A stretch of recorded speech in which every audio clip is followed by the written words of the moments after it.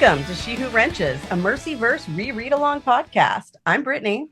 I'm Eric. And I'm Kelly. Today we're mostly talking about Moon Called, but everything through Blind Date with a Werewolf is fair game, including fair game. Spoiler howl? Ow. Ow. And in case you don't remember, this is the one where we very first meet Mercy Thompson, the shape-changing mechanic who rescues the handsome Prince Adam twice.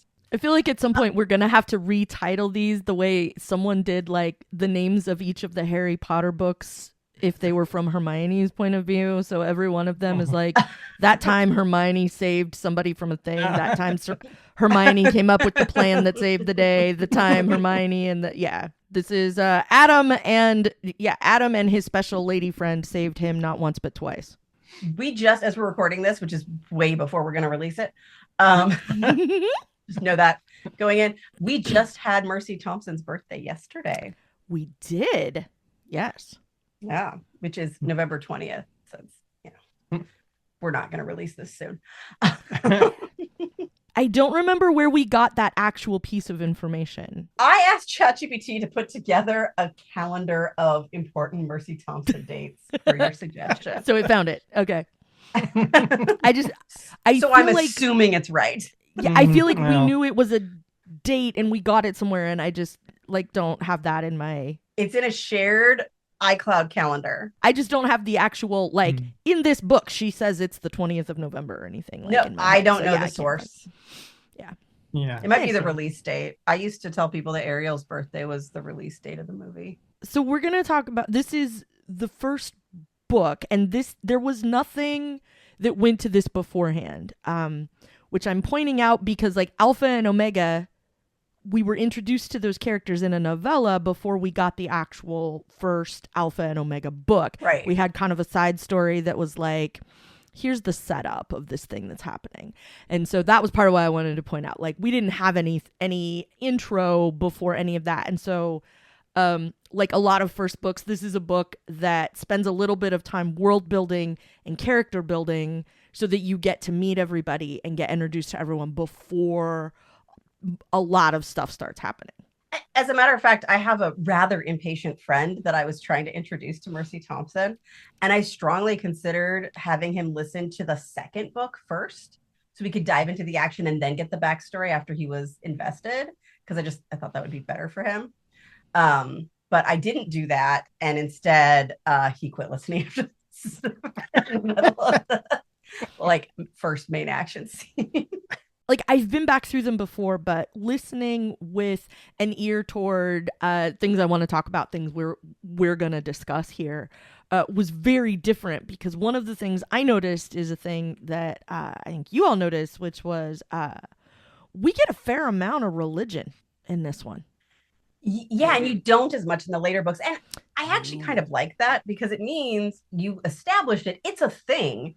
It's a real thing. And it's casually mentioned later, but not even once a book. Yeah. And so this one has a lot. And I feel if it's going to offend you, you're going to quit on this one.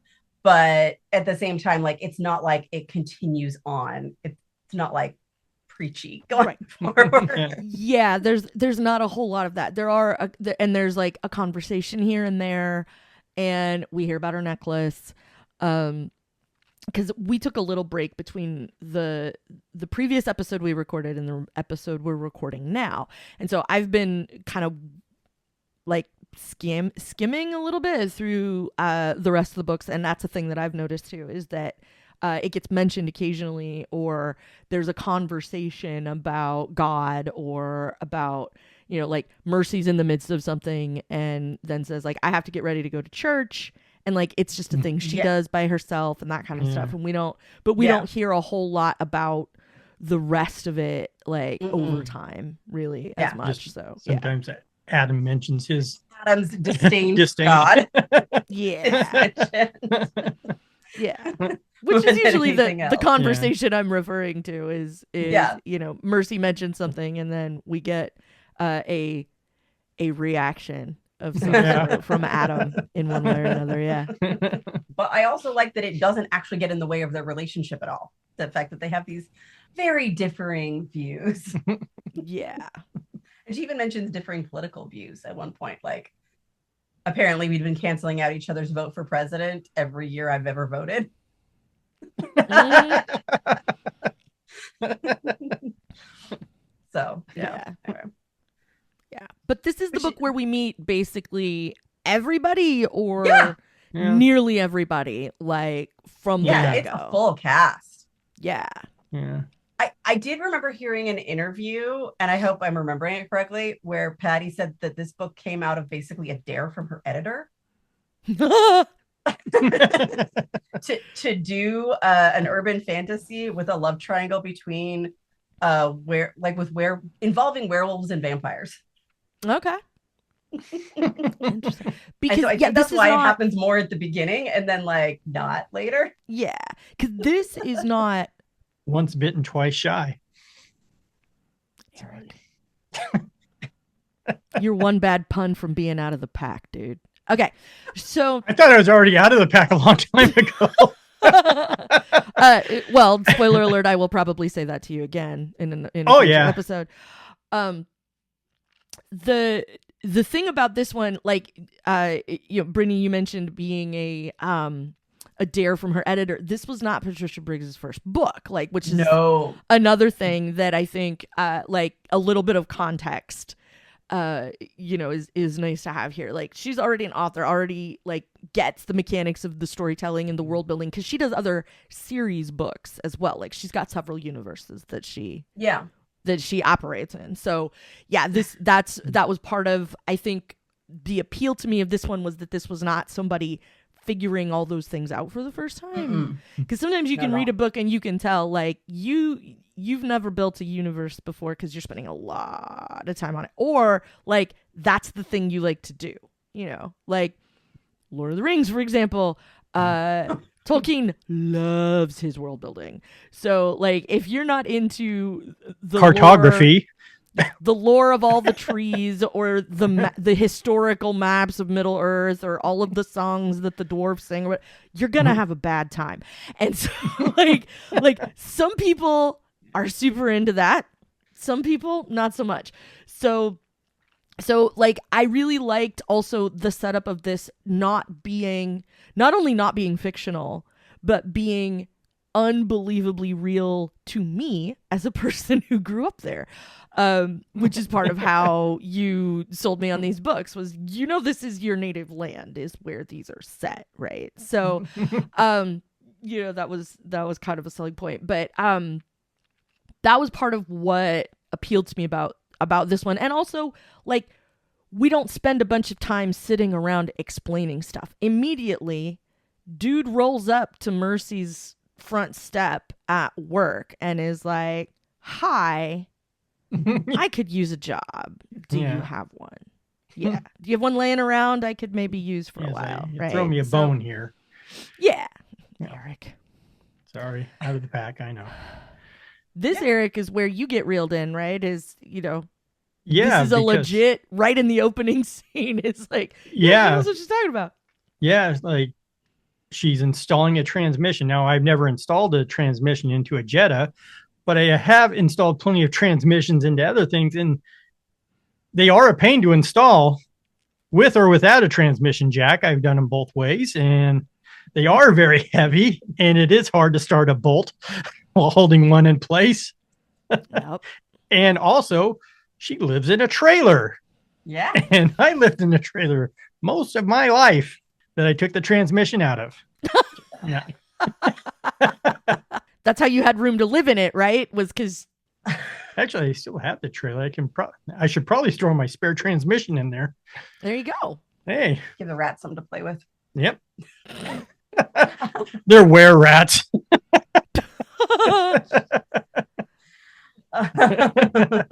Onerata. Oh no. That was bad. Yeah. That's how you derail a podcast, folks. and we see right away that, like, she knows something about werewolves, but we don't know the backstory yet. She's like, oh right, yeah, werewolf. And so she knows more about him than he does in many ways. Yeah, because that's how she knew he was a werewolf, was by smell. Yeah. Yeah. The musk and mint. And it gets right into like territoriality and predators Yeah. like, right off the bat. Yeah. And a lot with Like the body immediately. language and Yeah. By the way, we went on a long rant and then found the answer in the book. when in doubt, check the book. I was like, okay, the coincidence I can't handle is like, why did Mac end up in the Tri-Cities? I'm like, they might have said it in there. We listened to it, and in fact, they do say. Yeah. Why he was there, and it was because he was with the drug dealing partial werewolf group. Yeah, like he was in the trailer or something. He broke out from there, and I was like, maybe he should have left and gone one town over. But okay. Yeah, I remember thinking that too. Like, what is he doing here? If what we keep hearing is the Chicago Pack, and then we hear about Montana, and then like, so how did he end up on her doorstep? Yeah, I was wondering. So the only did he have family there with them? Yeah. So the only coincidence was that it was her doorstep. It wasn't. It wasn't the Tri-Cities piece. Yeah, it wasn't the Tri-Cities. It was the smaller coincidence set, which I'm more comfortable with. And we did debate a little bit if Coyote had nudged him to, because this book sets off everything else. Yeah, that's true. The second book only happens because she owes Stefan a favor. The third book happens because she owes the Fae a favor. Yeah. The fourth book happens because of the third book. Like, yeah. And the second book. If this, then that. Yeah, like the series of events. And so we're like, okay, once he's already in the Tri-Cities, did Coyote nudge him to her door to set off everything? Yeah. And that seems, I mean, that seems as likely as anything else. Because this really is like the inciting incident. And sometimes it's referenced later, like, oh, it was when she got together with Adam. I was like, no, it predates her actually getting together with Adam. I mean, yes, at the end of this book, they have their first date, but like I said, I'm going back through them, and they haven't been married all that long in the book that I'm up to at the moment. And it's still like they're referencing, like, he's kind of had, like, not just because Bran said so, but like he had his eye on her for like 10 years or something. Like, it's been a long time that they've been kind of doing this will they, won't they kind of a thing. Like, he had a picture of her in his bedroom, and that's what weird. Samuel's like. That's weird. Like, Pat doesn't go in your bedroom that often. You did not do that for them. Like, that's weird. That's weird. Mm-hmm. There's more to that story. Yeah. Yeah. I don't know if I want it, but yeah. The thing I was surprised by in this book is, like, one of the first people we meet is one of the first to go. Oh yeah. And you like kind of care about him. Like, we meet him and we like him, and I'm invested in what happens to him, and then I find out what happens to him. Yeah. And I think the only reason that I can like deal with it is that he dies off screen. Yeah, because it wasn't a failure of Mercy's to save him in any way. Yeah. Like, we see him, he already dead. There's nothing to be done about it. Yeah. And so, like, I'm glad I didn't have to witness the scene where he died. Yeah. We get some of those later. One thing that did sort of strike me about the later books that we get a little bit here is the reference that there's always somebody about to die. Whatever it is. Somebody's going to get mad and somebody's going to die. There's going to be bodies. There's going to be, like, all the time. I'm not used to that in a lot of books. But I also liked, we met Mac, and I was bummed, about his outcome, even though it was off screen. But like, we also meet Tony, and we get to find out a little bit about Tony, who I like a lot. He's a fun character. I really like Tony. He's a fun one. I like that they became friends because he was like, no, seriously, nobody else can recognize me. What is your problem? Yeah. Like, he needed to figure her out. Like, I don't know how you can see through. Like, I thought I was good at disguise or whatever. Yeah. But I also like that I like how their relationship evolves, like, going forward when we find out more about him, more about Gabriel's mom, whose name escapes me at the moment. Yeah. Sylvia Sandoval. Yeah. When is he gonna bust a move again? Right? Like, it sounded like many books ago that it was like, oh, maybe he's going to again, and then like nothing. Yeah. But never ever. Yeah. No, not never. Like, come on, Tony, get with it. Like, yeah. Not never. Come on, Tony. I know. I liked meeting him. I think it was when I was going back through when we got to the second book. Like, I have some theories about Medea. That's that's the level I'm at because that's what I get for listening. Okay. When I'm half asleep. Go. Weird Medea. Yeah, we want to hear Might about as well Medea. She's the exception. She does not do things that cats do. She does some things that cats do, but the rest of what she does is not cat-like, cat-ish. So there's more to that story. Like, I don't know. Her and Sherwood Post used to date. Like, I don't know. I mean, there's obviously more to this story. If we can have Samuel's long lost girlfriend parachute in a few books, then yeah, I think but we do know Medea is somebody. Like, but Pirate is later okay with werewolves, so she's not the only cat. But Pirate was like really new and maybe just didn't even know any better. You know, like was so young. Medea is already an adult cat when Mercy gets her. Exactly. I used to have a cat. I got my cat when he was very, very young. And so I would take my cat with me on long car trips. So he didn't know he was supposed to hate the car because we started when he was very little. And so he would crawl up on my shoulders and sit between my neck and the headrest and just hang out there. For hours at a time because he didn't know any better. He just liked that's where he used to hang out. It was fine. So I think. Are you feeling like Medea is a shape changer herself, or that she was raised by other shape changers? So she's cool. There's more to her story than we know, and I haven't quite figured out what the rest of it is, but we just keep that it would really be a long game, Kelly. Well, but it's one of those things that we keep hearing over and over again. Cats never like werewolves, but Medea likes you. Cats don't like vampires, but she likes Stefan. The vampire one is the initial one. Yeah, cats don't this, but Medea But she was does. freaked out by Beauclerc. Not at first. Only when he did his weird magic. Yeah. Only when he snarled at her. Yeah. And then she like evaporated. Gave a flash of what he is. And yeah. She's like, oh. So, yeah, but that's like the only time she was ever scared of something. So I don't know what her deal is. She even won over Larry. Yeah. We don't know. The goblin. My people eat your people. Yeah. We don't know everything we need to know about Medea. That's what I'm saying.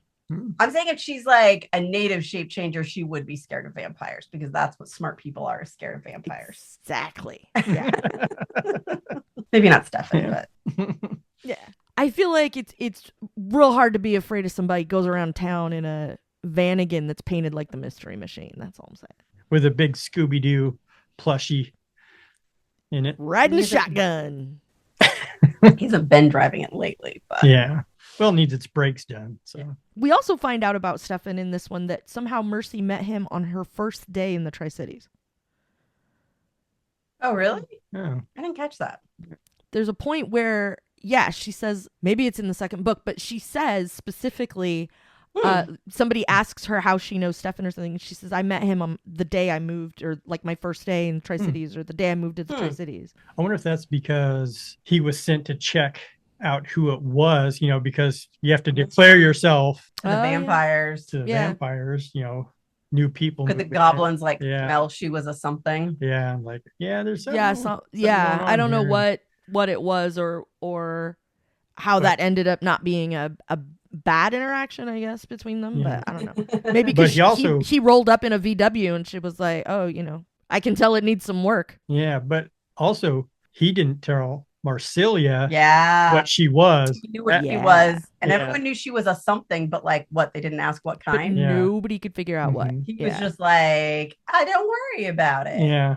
And they all just assumed lesser fake because she was working with Z.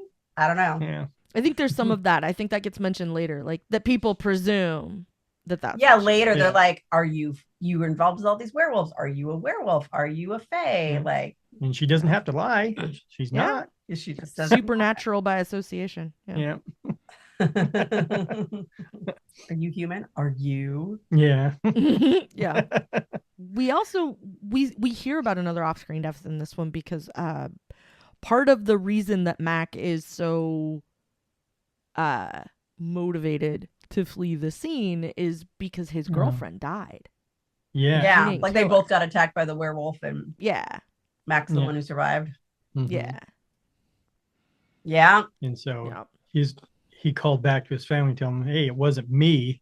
Yeah. that did it. That's how Mercy overheard some of his story. Yeah, they also established that, like, hey, sometimes before people know they're a werewolf, they accidentally kill people, which isn't true of Mac, but is true of David later. Okay, so you can call me really obtuse, but when she's talking about her cranky neighbor, I did not, for quite a while, get that there was any vibes of her being in. Not at least until they were in Aspen Creek. Well, yeah. Didn't she say that he was like really hot though? Or he's attractive, but like, I guess I've just known so many attractive men that were so terribly unpleasant to be around that is my go-to. Like in real life, many very attractive men are not pleasant to talk to. Sorry. I'm just a sight of homely, and I'm not that pleasant to talk to. I think you're pretty pleasant. Sometimes the puns get too much. More puns, got it. You kind of light on them. I'm just slacking. I'm slacking on the puns, I guess. Okay. Yeah. One thing I wondered was the antagonism. It felt a little, when she talked about like the parts car and like, that was like, where you got the flirty vibe. When I got ticked off, I'd do something a little more aggravating, like, I think that was the point when I'm like, there's more to this story. It felt a little, the guy behind the girl in grade school, that pulls the pigtails because that's how he lets her know he likes her. Like it felt like that kind of antagonism kind of thing. So. Yeah, and then later on, we hear that because you used to walk out on your porch naked, not knowing that I could see. Because I knew that you could see. Yeah, that was the moment. Like, okay, so this is reciprocal. Yeah. But we don't hear that till a few books from now. Way later. Yeah. Yeah, but, a lot later. Yeah. I never forgot you could see it. Yeah. Strutting around in the backyard. Is out here with my pack. Well, aside from the pack, we get all kinds of creatures in this one because we meet Stefan, who's a vampire. Yeah, we don't see him yet, but like we hear about him because we hear about him. Yeah, we get witches. Oh yeah, witches we get witches off the bat. Yeah. And how Mercy gets snarky when she's a little scared and like you might not want to be ruffling your feathers too much. maybe don't mouth off to the Black Witch. Yeah. In fairness, she is still gray at this point. But yeah. And we're introduced to Mercy's mom pretty quick. Like, yeah, because we get a little bit of the backstory, but also like we hear more about her foster father, or not foster father, her stepfather. Yeah, and her stepfather. Siblings. Yeah, and we don't hear that much except that they exist. Mm-hmm. Yeah, but like, there was this thing. It's nice to know there's normal, happy families. I just don't belong with them. Yeah, yeah. And then I turned to Eric when you're hearing that part again. I was like, I'm sorry, roped you into one. It's weird. It is. It is. Yeah. It is. Sorry to both of you. They all like each other. It's like, it's really confusing sometimes. Yeah. Mm-hmm. I got it. I'm sorry we confuse you guys. Yeah. It's just weird to see in real life what I've seen on TV forever when I know that is not reality. So it's just kind of weird, Yeah. We at least don't act like the TV ones. No. But it's like when you go to a place that you only ever saw in movies and now you're there and it's a real place and it doesn't quite seem real because you've only ever seen it on TV. It's that kind of thing. Yeah, when I did the Star Trek experience, it was like that. Yeah. Oh man, that was so good. I'm sad they closed it. The biggest question I still have, even at the end of the very latest book, I feel like this is a very important question that really needs to be answered. And if we need to go start a letter writing campaign to one Patricia Briggs, this is what it is. I'm just going to keep writing it on a postcard. What's Mercy's brownie recipe? Love, Kelly. They posted it on Instagram. Yeah. Where's this? Eric has it. I have it. And all right. think you might have eaten some, haven't you? Probably. Have you eaten brownies at our house? Yeah. Then they're Mercy brownies. Those are the only ones I know how to make from scratch. All right. Well, I need that recipe. They're good.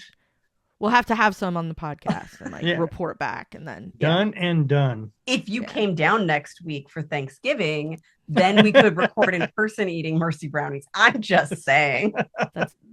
That sounds even better, because we also have to try like the orange oil experiment, and those kind of things. So. I usually don't use orange oil, but I can just because we don't really have any.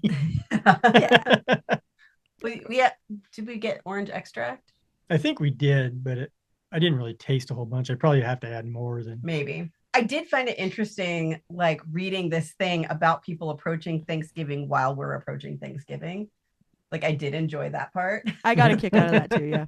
Before my conference, I always feels very, very far from Thanksgiving. And then when I return, it's like, oh, it's now. Same kind of thing. Like this week being like, yeah, so next week, we're all out for Thanksgiving. Like, wait, but Thanksgiving's not, no, I guess it's now. This is now. Yeah. You'd think having a birthday in the middle of November would make that a little easier to see coming, but apparently not all the time. Yeah, we see your church, hear them talk about witches, even though witches haven't really come out, even still. No. Yeah. I mean, but they kind of like we hear a little bit about hiding in plain sight. Like, yeah. Yeah. And frankly, I do think that humans are better off not really knowing about black witches. Mm-hmm. Indeed. Yeah. And what's interesting is because going through all these books. Oh, you got an idea? Yeah, I did talk. Okay. See if I remember now. But going through all these books, how all these powerful werewolves and vampires and fae, some of them can be taken advantage of by just witches. Yeah. Like, yeah. Very powerful creatures can be taken over by just humans, but are evil. Yes. Okay. What I was thinking about was like maybe the black witches want to come out because they can feed off of like fear and anxiety and pain, right? And that'll amp everybody up. Wait a minute. What if the news organizations are owned by black witches so that they can actually feed off of anxiety that they cause? I could see it. Yeah. Hardesties are supposed to have tons of investments. Yeah. They're invested in Facebook. Oh yeah. Yeah. Oh yeah. Forget what we do in the shadows. It's what we do in prime time. Yeah. They run the news organization and feed off people's misery. And I know in the shadows, what we do on cable. Yeah, what we do on cable. I know male witches aren't usually very powerful, but there are exceptions. So Mark Zuckerberg. Mm-hmm. He's something. I'm just saying. It would explain the eyes. Yeah. Yeah. Yeah. Or part fae. Yeah. Something. Oh. Yeah. Yeah. Healthy disdain for humanity. I feel like that puts him a little more in camp. Yeah. Yeah. We get cookies in this one too, right? Can you tell I haven't eaten lunch yet? Sorry. We get cookies in this one too, so I feel like at some point we need the Mercy Thompson cookbook and we need a cookie recipe. Oh, a whole cookbook. The brownie recipe. Okay. Yeah, I don't have a cookie recipe. Now, nope. You say that, but then are we sacrificing getting another regular book for a whole year if we get a Mercy Thompson cookbook? No, I feel like that's a thing that would be pretty easy to outsource. Yeah. Okay. All right. We're already waiting to hear. We were sort of discussing today, like all the things we're waiting to hear about. I was like, do we want to put that off? Look at you, Anna and Charles. I've been wanting to hear about their baby, but then like all this other stuff. Anyway. Yeah. There's a whole lot set up right now that we're waiting for payoff. Yeah. I know. Oh, we forgot to do the spoiler. This is spoiler Hal. Oh, we did it at the top. Yeah. Yeah. We did it. Talk about. I thought we'd do it before we say something. Oh no, I won't remember to do that. Okay. No. I won't either. So that's why I said at the top. Okay. Like, no, everything's fair game, including fair game. Fair game. Yeah. I do like the confrontation scene. It like does sort of set stuff off and we get to have like an action scene sooner. Wait, whose confrontation? Like the confrontation, like she goes back to the garage and Max talking to the the bad guys. Thug 1 and Thug 2. Yeah. Yeah. Tweedledum and Tweedle Werewolf. Yeah. Yeah. Yeah. And then how she changes into Coyote and and takes one out. Yeah. Because he's Just because he's too moonstruck to Yeah. pausing to Yeah, heal. because he can't figure it out. Yeah. Just because you can heal doesn't mean you can heal fast enough. That she gets him and it sort of surprises her. Yeah. Yeah. I also thought the thing that I thought was, I think, the biggest leap, I guess, in this one was she discovers that Adam is home and super duper wounded and decides, yeah, we're going to Montana. Yeah. Like, Yeah. yeah, because what you do with a werewolf who is not really healing is road trip. Yeah. But like, But she did think the pack could have been in on it. yeah. So she Yeah. wanted So to. how the hell did she get him this like 300-pound werewolf? Yeah. That is injured, and it is dangerous to move And somebody that injured, unhappy about it. Yeah. Yeah. but not capable of doing anything about it yet. Exactly. He is that Yeah. close to death. But like, how did she get him into her Vatican? Yeah. And there's stronger than I look, and there's, come on. I'm just like, are there stairs? Did you roll him onto and a tarp? I don't know if we're forgetting if she described how she did it, because we forgot about the how Mac I got to don't- town, but Yeah, I but don't yeah, it would be remember a struggle to get Yeah. all because that she had to have werewolf help with him into getting van. out. But I guess Yeah. like if it's on a hill, then that would Yeah. be easier. A But little bit. Yeah. it depends on like what she can Mhm. pull him up to. But still, Yeah. Yeah. yeah, it's Yeah. still pretty tough. Mm. It's not like she could call anybody in. Yeah. And one of the most unbelievable things that a Vanagon can make it up a hill with a werewolf in it. That was the next thing. Was I've done that drive, and like, I'm impressed the Vanagon made it there. Uh-huh. You Yeah. know, in anything resembling a reasonable amount of time, because there are hills in the way. Yeah. So that too. But also like the fact that like she had fled the scene like 15 years ago or whatever it had been, Yeah. and like hadn't been back, didn't really sound sentimental about it. Didn't sound like she missed it. Didn't sound like Yeah. it bothered her to have not gone back. And then She had to be feels like, about it. here we go. Well, later, but like initially when it was like because we didn't get a whole lot of, this isn't what I want to do. I don't know what this is going to mean for me to go there, but obviously the only thing I think is the right move here is to do this. Like, I was more surprised about like finding out that there was basically like this metaphorical canyon between her and Montana, and Bran and Pack and Marak and werewolves and all of that.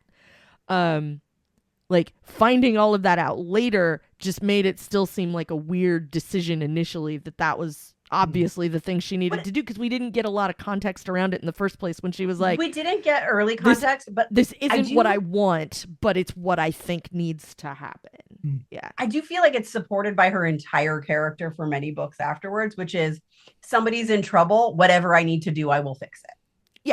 Yeah. Like, Yeah. you will throw yourself under Yeah. a bus for anybody. Yeah. Yeah. But later we also get some of the like, I don't want to, I don't like it, this isn't gonna be fun for anybody, but I know it's what needs to happen, or this is the only option I think I have in order to help someone who's not me. I'm in the midst of the Christie book, so there's a whole lot of Yeah. that conversation happening, like every couple of chapters. But like in this one, we don't get a lot of that, like, you know, maybe so, maybe not kind of stuff. So Yeah, I think we see it later, but it's just like, it's what you do. I think she's in action mode. Yeah. But yeah, it is a lot. And, you know, we had to have met Jessie first to see why she'd want to like rescue Jessie from whatever clutches she was in. But it was a big thing, and it was like, oh yeah, why are you putting yourself out like this before you know? And that was the thing about it was like later when she does stuff like this, you know, like I said, we get more initially of like, I don't want to, but I don't have a better idea, so this is what's happening. And we really didn't get any of that. It was just next thing you know, like, we're in the car and I stopped for snacks because we're driving to Montana, and it was like, okay, you know, yeah, let's hit the stop and rob on the way out of town because you know, road trip. Yeah, it was weird. So but also like another thing that's Werewolf kind of funny, road trip. yeah, one thing that's sort of fun about current setting something present day when you read that later is like, I don't have a cell phone, and you know, like, and then like other people have cell phones because they fancy, you know, stuff like that. Like, she does have a cell phone. Mm-hmm. But Daryl has a pager that she calls. Yeah, pager. Mm-hmm. And I was like, oh, buddy, it's really obvious that it's the time when they were expensive to make cell phone calls because it's nobody's default. Like, it's not your first go-to. That's what I mean. The landline is first. Yeah, there's no unlimited. Yeah, and you always hear people talking about the landline, you know, but there's a point where she says something about like, you know, I left my phone at home and like it wasn't a tragedy. Right, I didn't have to go back for it. You know, like I don't have it with me and it's not a problem. You know, like that definitely feels like historical fiction in 2025. That's what I'm saying. Yeah, I always have that panic if I put it in the wrong pocket. It's like, oh, did I leave my phone? There was a moment in this one, I think, where somebody mentions a real phone number. I think it's this book. It's either this book or the second book where somebody says, I called the real phone number, not the cell phone or something. And like, didn't get through. I don't remember that. Oh, and I remember hearing that and going, whoa. I mean, the cell phone is definitely still an afterthought. And it's probably because it's really expensive still. Right. Yeah. Because nobody has unlimited talk and text in whatever year this was that I can't remember now. Yeah. That's not a thing. Like, and texting is not with a keyboard. It's you push 2 a few times and then 8 a few times and then 6 a few times. But then you can push the 5. You only have to push it once. You know, like, these kinds of things. Like, it was. There's almost no texting in this book. I don't know that there's any texting. Yeah, I don't know. I don't remember any texting. Yeah. It might have been that early in the cell phone before it was like common. Yeah. I mean, it's not to go all nostalgic. Some of those things are kind of entertaining. It's one of those things that you see a lot, you know, like you watch older movies before there were cell phones, before there were pagers, any of that kind of stuff, you know. Mm-hmm. And like maybe it's a scary movie and you're like, if that dude had a cell phone, none of this would have happened. Yeah, so this is a little bit of that, which is sort of entertaining, and a lot of that goes away as the books get newer. After people had Blackberries, after people had other kinds of smartphones, you know. I mean, in a later book, she's like, Adam's watch has more computing power than my desktop. Yeah. So I can't remember if I said my official theory on the technology weirdness, because you know it's only been 3 years instead of 20. Yeah. So my official theory is because it's obviously an alternate timeline because the Fae came out in the 80s and the Fae did not come out in our timeline in the 80s. True. And so because there are Fae in this book, in this universe, like that is advancing technology faster. Okay, I can see that. Yeah. It's partly due to the Fae. Yeah, Fae. The Fae. I did enjoy how as soon as Adam started moving, she stopped worrying so much that he was going to die and started worrying about her own safety a little bit. Yeah, like eventually we get to a point of like, So she put him in a food coma. Yeah, yeah. I mean, sometimes that's all you got is the carb coma, you know? So that kind of lands them in Aspen Creek. Montana. Here we are in Aspen Creek. Yeah. Wrap it up here now that they've landed in Montana. Yeah, this seems like a good place to break and come back. Well, yeah, because we were just talking about the food thing, so you can go get your own food coma. Take the buns off the hamburger. And I'm gonna go eat a bunch of hamburger buns. Eat about 30 of them and go into eat a couple dozen hamburger buns. I'll see you guys. Yeah. So next time we'll probably pick up with chapter 5. of Yeah. Moon Called. So The magic of Montana. Yes. Ooh, Magic yeah. of Montana. I like it. Or Misty Mountain Hop. Led Zeppelin. I see what you did there. All right. I'm picking up what you're putting down. Yeah. Yeah. For her, that went over Actually, like a not Led bad Zeppelin. pun. Not a bad Yeah. pun this time, just a Yeah. reference. Yeah. All right, I got you. All right. Yeah. You were pretty light That's on the good. puns. I'm not gonna lie. But It I was a little did bit some light, at the yeah. start, and you're like, "Oh, you're off the pack." It's like I didn't know I was in it.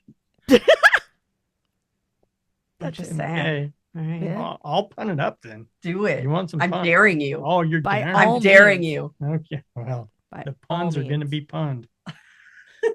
Yeah. All wait, right. wait till we get to the vampire one because I'm going to revamp my old puns. It's going to be a. Oh no.